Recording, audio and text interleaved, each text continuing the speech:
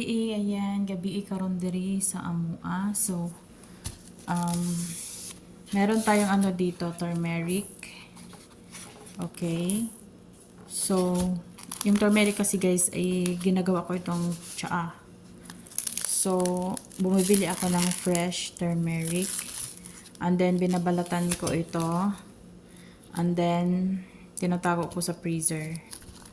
Ayan, andito siya. Oh, malapit nang masira. Nakalimutan ko kasi ito guys, no? Sa kabisi natin sa buhay, mayroong mga bagay na nakakalimutan.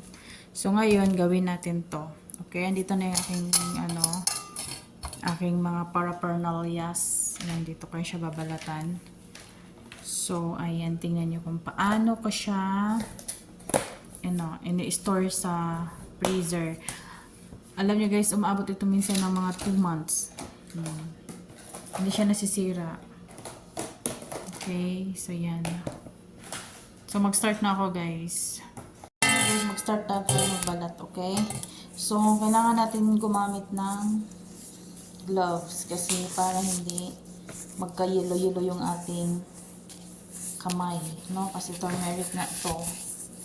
So, magkukulay yung ating Yan siya guys, napaka-fresh. Kita ko sa inyo paano ko siya nasugatan na.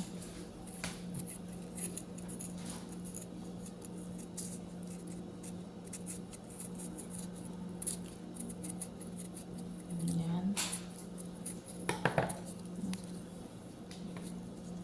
Ang bango niya.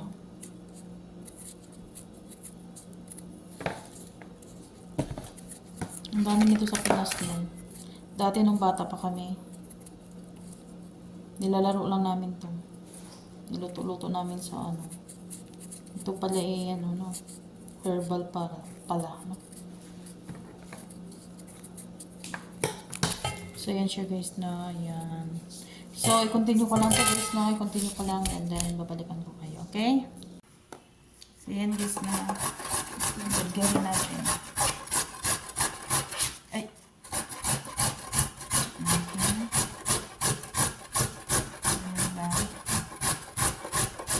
Push lang ng push. Yan.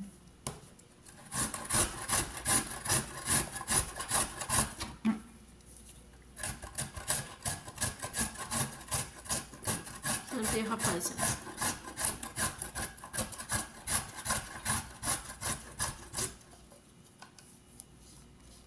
Maganda kasi to guys kasi fresh. Healthy siya kasi fresh. Compare doon sa powder. May powder kasi dito. Pero mas gusto ko to. Kaya nagtsatsaga ako na maggadgad dito.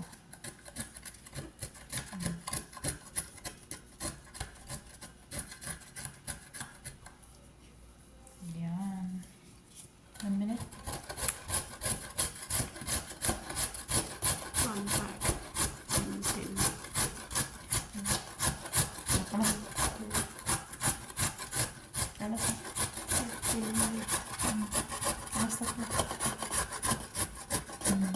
So, ayan guys. Lilipakin na natin yung aking turmeric. Ito yung plastic na ginamit. Maliliit siya. Ayan. So, lilipak natin siya.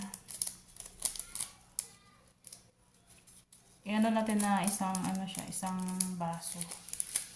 Ang isang baso lang to.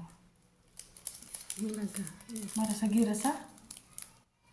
Selo. Pang isang baso to guys.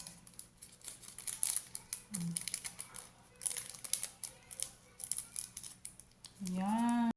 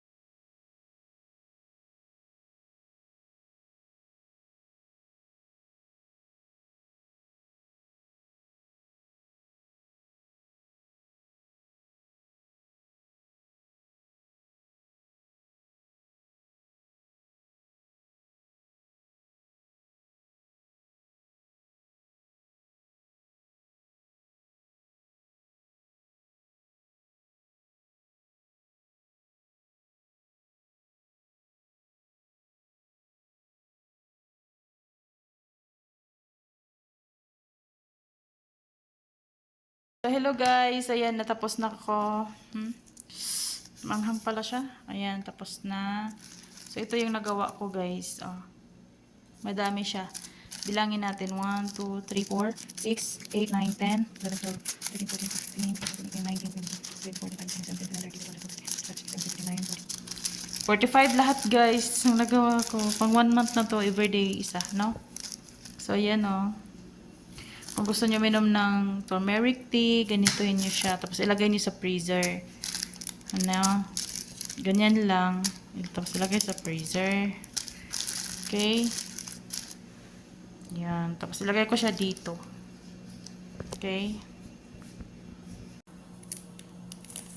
So yan guys, na dito natin ilagay na naman. Manala.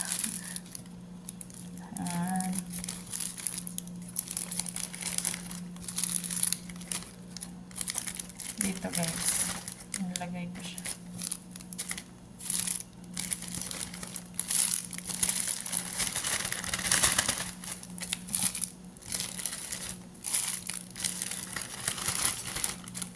Okay.